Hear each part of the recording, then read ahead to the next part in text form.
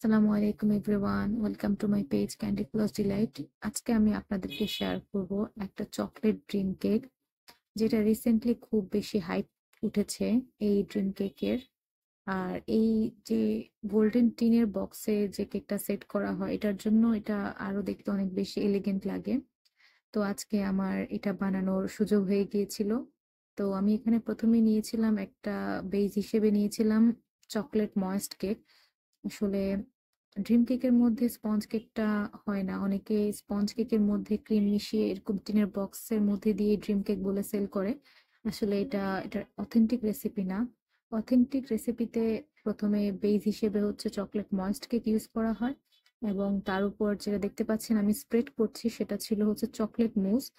অনেকেই হচ্ছে হুইপ ক্রিমটার সাথেই হচ্ছে চকলেট মিক্সড করে চকলেট হুইপ ক্রিম দিয়ে হচ্ছে এটাকে সেল করে, বাট আসলে এখানে চকলেট মুসটা ব্যবহার করা হয়। চকলেট মুসটা এমনি খেতে অনেক বেশি মজাদার হয়ে থাকে। ইভেন চকলেট ময়েস্ট কেক যেটা ইউজ করেছি সেটাও আপনি টি কেক হিসেবেও খেতে পারবেন। নর্মালি এটা খেতে অনেক বেশি মজা লাগে আমার কাছে।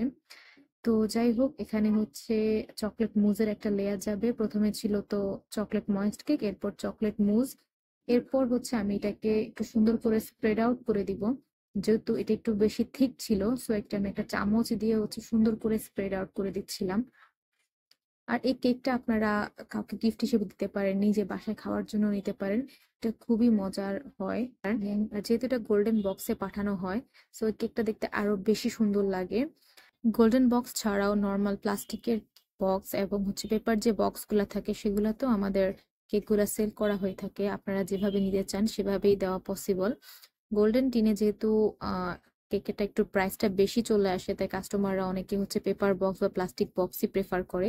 কিন্তু আপনি যদি কাউকে সারপ্রাইজ দিতে চান তাহলেও গোল্ডেন টিনের বক্সটাই হচ্ছে আসলে বেস্ট দেখায়। মানে এরপরে যে লেয়ারটা, যেটা হচ্ছে একদম র চকলেট, এইটা আমি স্প্রেড আউট করে দিচ্ছি। উপরের চকলেটটা একদম ডার্ক চকলেট থাকে, র চকলেট যেটা, সেটাকে আমি মেল্ট করে এখানে স্প্রেড করে দিচ্ছিলাম। এটা একটু সময় নিয়ে করতে হবে যাতে ফিনিশিংটা ভালো আসে, আর খুব দ্রুত করতে হবে। উপরের লেয়ারটা তো সাধারণত হচ্ছে কোকো পাউডার ডাস্ট করা হয়ে থাকে, কিন্তু যেহেতু এটা আমি আমার একটা ফ্রেন্ডের জন্য বানাচ্ছিলাম, তাই আমি আর উপর দিয়ে একটা নোট লিখতে হবে, তাই এই জন্য আমি আর কোকো পাউডার ডাস্ট করলাম না। এটাই ছিল, এরকম রিবন দিয়ে বাঁধা থাকবে আমাদের চকলেট ড্রিম কেক গুলো। তো আপনারা চাইলে উপরে লেখা লিখতে পারেন, বা হচ্ছে চকলেট ডাস্ট দিয়ে যেটা ডেকোরেশন করা হয়ে থাকে ওভাবে লেখা যায়।